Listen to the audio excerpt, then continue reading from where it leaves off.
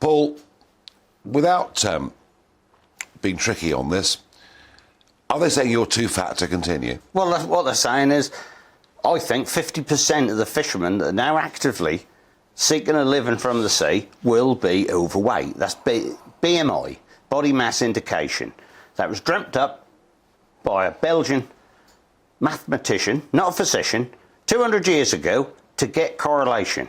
Now, what's happened is they're now saying that we can't get medicals. They're pushing things out like grandfather rights, and they're telling us we've all got to be all right. But the trouble of it is the minister in that building over across the waters there, he can turn around a stroke or a pen and exempt under 24 metre vessels out of this. This is a UN resolution.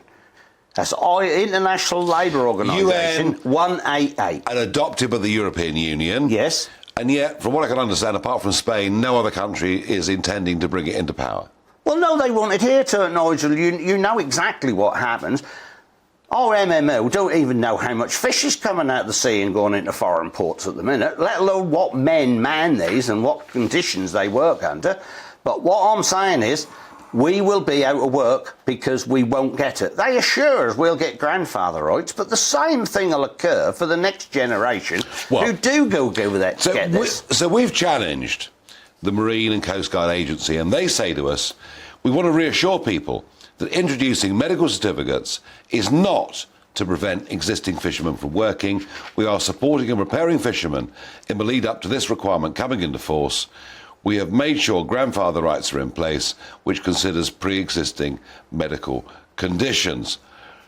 But even if your generation was grandfathered in, what about new people? Well, the trouble of it is someone who's now 40 years old and can reach this target that they put to, in 15 years' time, he probably won't. So what's he got to throw his business away?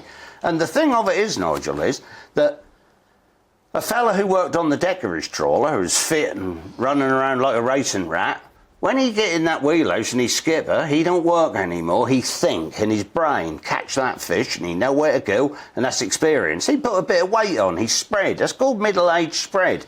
So is he then going to turn around and be pushed out of business? But what you got to remember is that boat won't go to sea because the deck crew aren't qualified to take the boat. So this has got huge implications. The minister needs to really rethink what is he trying to achieve with these medicals. And what has Brexit brought for you? But we ain't had Brexit yet, have we, Nigel?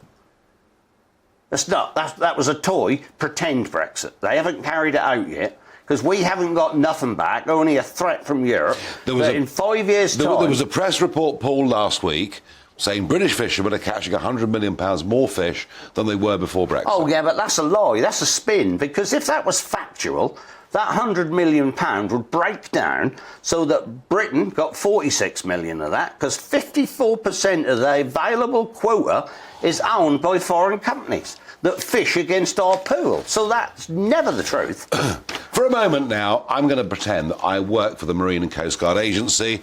I'm worried about Paul Lyons' health. I'm going to put the scales down here. Paul, get up there. Let's see whether you pass this or not. 112 kilo, Nigel. Now, I mean, obviously kilos are, I'd rather use pounds and ounces, but 112 kilos. How much? You're a 37 BMI. You are not fit. Well, I'm finished. You are not fit, but I'm finished. But I feel that I'm pretty, in Don't be too sure, Nigel. So let's have a go. Let's see where we get on with this. Oh, I'm fine. I'm 87.5 kilos. Our survey says...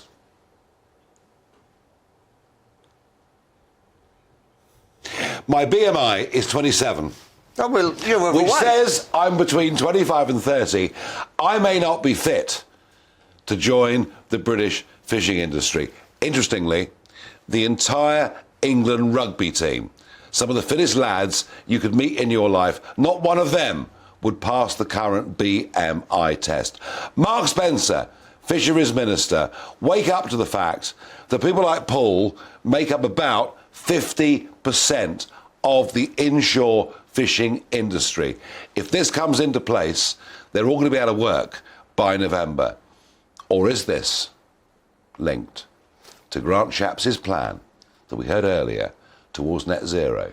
Do they want people like Paul to be out of work to surround our beautiful seascape with wind farms? Is it actually deliberate? And I'm not being conspiratorial, but what do you... They're not going to stop me going to work, Nigel. They'll have to handcuff me and drag me off that boat, because I tell you what, that's all I've ever done, and I'm going to carry on doing it. We got a beach where I live being washed away.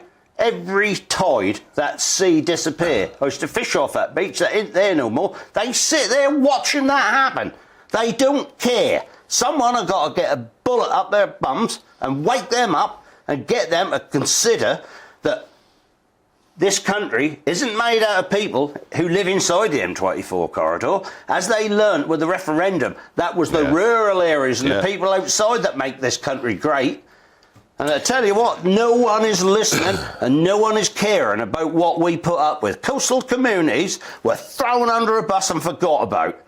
All these 170 MPs that voted for that stupid fisheries deal that threatened, in 5 years' time, we don't get our fish back and our waters back. We can't have a European an exclusive zone, because they threatened us with transport, they threatened us with energy, they threatened us with aeroplanes. Brexit needs to be completed properly. And folks at home, you're watching this, listening to this, Paul Lyons here. That make me boil, I think. Paul Lyons here, passionate, he means it, and we as a channel are right behind people like Paul Lyons. We'll take a break. And all you fishermen, don't get medicals done.